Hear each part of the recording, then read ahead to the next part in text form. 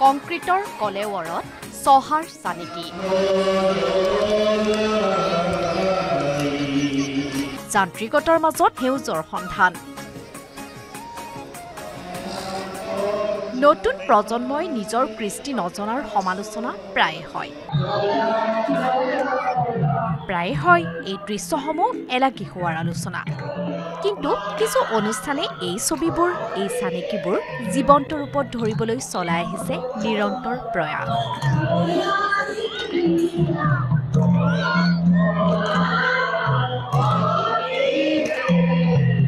সমালোচনাৰ মাজতে এয়াও নহয় জানো প্ৰশংসাৰ অধিকাৰী কংক্ৰিটৰ আৱৰণৰ মাজত এয়া অসম জাতীয় বিদ্যালয় নুনমাটি আয়োজন কৰা হৈছে প্ৰতি বছৰৰ দৰে এইবাৰো ভোগালী চৰা বিহু বুলি বন্ধ থাকিব বিদ্যালয় হেহে অগ্ৰিম আয়োজন এয়া কণমাৰীহঁতৰ কিৰিলি আৰু হৰিধ্বনিৰ মাজেৰে জ্বলি উঠিল মাঘৰ মেজি মহানগৰীত কাহানিও নেদেখা ছবি দেখি উৎফুল্লিত ছাত্ৰ-ছাত্ৰী পৰম্পৰাৰ সৈতে নতুন প্ৰজন্মক পৰিচয় কৰাই দিয়াৰ নিমিত্তে এই মন ভৰা আয়োজন ৰীতি অনুসৰি পৰিৱেশন কৰা হ'ল হৰিনাম মেজি জ্বলি উঠাৰ পৰত এইদৰে নাম জুৰি প্ৰদৰ্শন কৰিলে মেজি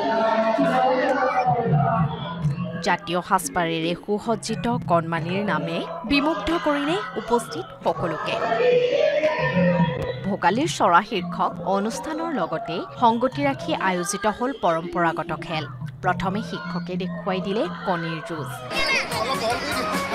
তাৰ পিছত অংশগ্ৰহণ কৰিলে শিক্ষাৰ্থীয়ে ভোগালীৰ ভোগজৰা আগেয়ে খুলি ৰঙীন হৈ পৰিল অসম জাতীয় বিদ্যালয়ৰ বাকৰি এই অনন্য আয়োজনৰ সম্পৰ্কে বিদ্যালয় কৰ্তৃপক্ষই ক'লে প্ৰতীকী ৰূপত এই মেজিটো জ্বলোৱা হয় কাৰণ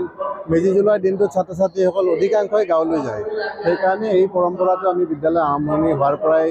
চলাই আহিছোঁ আৰু এই ধৰণে অসমৰ ল'ৰা ছোৱালী ছাত্ৰ ছাত্ৰীসকলক আমাৰ সংস্কৃতি পৰম্পৰাৰ লগত ঐতিহ্যৰ লগত তেওঁলোক যাতে পৰিচিত হৈ থাকে আমাৰ সংস্কৃতিক তেওঁলোকে শ্ৰদ্ধা কৰিবলৈ শিকে এই প্ৰয়াসেৰে আমি এই ধৰণৰ অনুষ্ঠান প্ৰতি বছৰে পালন কৰি আহিছোঁ আৰু ছাত্ৰ ছাত্ৰীসকলে যথেষ্ট আনন্দ পায় ভাল পায় কণমানিহঁতৰ কলৰোল আৰু অংশগ্ৰহণে বহু কথাই কৈ গ'ল কেতিয়াবা সমালোচনাৰ ঊৰ্ধত থাকে কিছু প্ৰচেষ্টা